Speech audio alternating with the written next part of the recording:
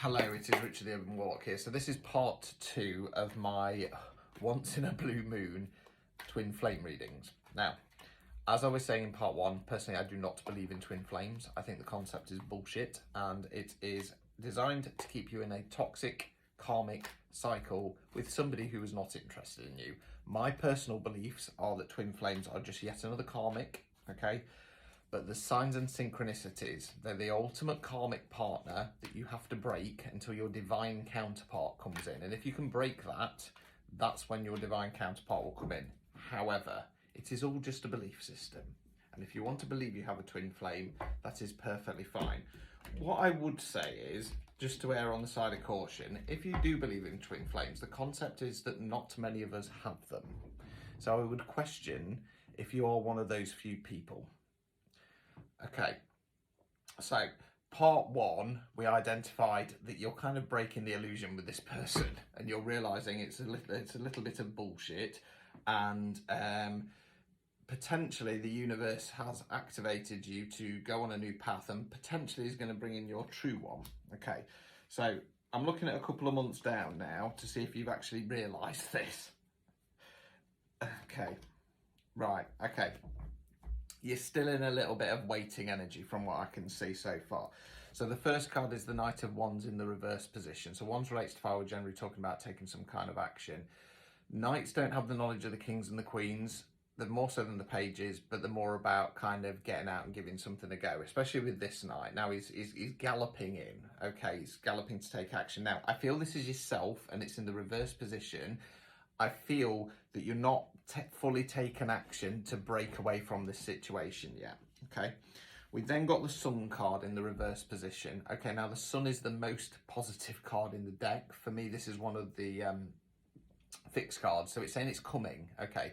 It means the birth of something. So in this case, it's the birth of a new idea about who you are, a birth of a new idea on what relationships are, the birth of a new relationship. Now it's in the reverse position, so it's talking about delays. Well, what are the delays? It's because you're still slightly in a waiting energy. Now I am talking about a couple of months later, okay, so I'm not going too far ahead in the future. So Two of Swords, air, where we think, words we use. You've got the lady there, she's got 2 crossed swords. So that's talking about a decision to make. Now, she's not making the decision because she's blindfolded. She's burying her fucking head in the sand, okay? Now, this decision is very much going to be a case of, oh, I've panicked, okay? Do I stick because they might come back, or do I go, okay? You're burying your head in the sand, I'm afraid. We've already identified in the present spread that this person is a reverse King of Swords, okay? Whether you believe in twin flames or not, you've got this idea in your head that this person's at least a soulmate or potentially a divine counterpart. We have identified it is not, okay? You need to take the blindfold off and stop deluding yourself. Let's continue. Okay. Right, that's good to see. Okay, we then got the World card. So the World is the last of the major arcana cards. It means big cycle complete. Okay, it's in the upright position. So I feel that once you get out of this waiting energy of the Two of Swords, okay, you're going to realise, right, I'm just going to go with it now. I need to close down this cycle.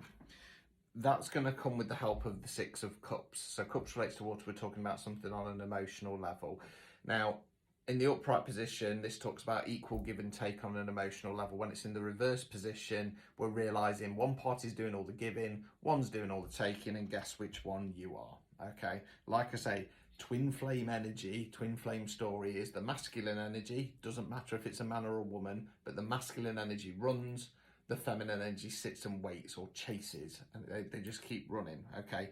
It's not fair, it's not healthy. If somebody likes you, if somebody's wants to be with you, they will contact you, they will talk to you, they will make plans, they don't run. Simple as that, okay? Overall outcome, the Chariot, okay? Now the Chariot card talks about one of 2 things. It's either the energy around us, or if you've got any questions of should I do it, is the time right? In the upright position, the answer would be yes, okay? Now, I normally describe the Chariot as a bit of a juggernaut, so it can take a bit of time to get the wheels in motion, but once it does, it goes ploughing through things like a freight train. There's no stopping it. Now, unlike the Eight of Wands, which also talks about the energy around us, we are riding the Chariot, okay? So there's no worries about getting left behind. I feel that it's saying, right, you know, I already identified in the present reading with that Knight of Swords that it was very much a case of like, oh, I'm going to rush to say something, or I'm rushing to kind of change my mentality on the situation. This is the time. It's going to take a couple of months, basically, for you to settle and completely sever that illusion, okay? Obstacles or blockages.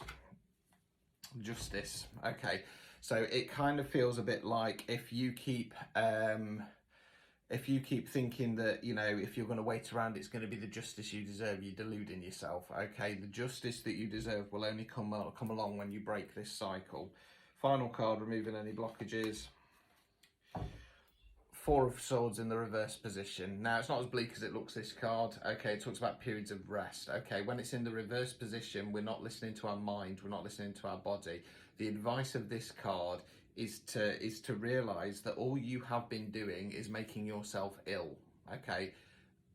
Can be mentally. Sometimes our mental health, when we're stressed, it puts pressure on, okay? It sticks us in this energy and then it starts affecting our body and stuff like that. And if we don't listen, we make ourselves ill, okay?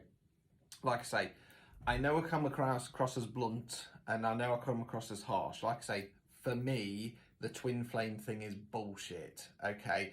And for me, all these readings of wait for them, they're coming back, all that is doing is wasting your life, okay? You are wasting your life for somebody who isn't interested in you, okay?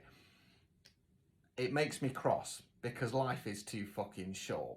Okay, I'm 41 and a widower. I know that very well, okay? And the thought of people wasting their lives waiting for somebody who does not show them the respect to communicate and contact them and be there for them, and instead runs and sends them a message once a week and then fucks off again, it's not fair and it's not right. So this ideology of twin flames, for me, it's just a crock of shit. It really, really is. And I know that will offend some people, and I'm sorry if it does. If you want to believe that, that is perfectly fine. However, bear in mind, you are going to be wasting a long period of your life waiting for somebody who does not show you respect. Simple as that, okay? So I'm not going to do one of these readings again for a while. I might lose some followers, but I would rather speak my truth and what I believe than, you know, I've done this, and, you know, believe me, if the cards had said anything different, I'd still have the view that twin flames are bullshit, but I would be saying, oh, they might come back. It's not doing, I'm afraid. It's just clarifying what I believe. Simple as that. So, good luck. I hope you see sense. I hope this does pan out and you kind of break this illusion with this person because they're not right for you. Until next time, take care of yourself and you will find love when you stop trying so hard.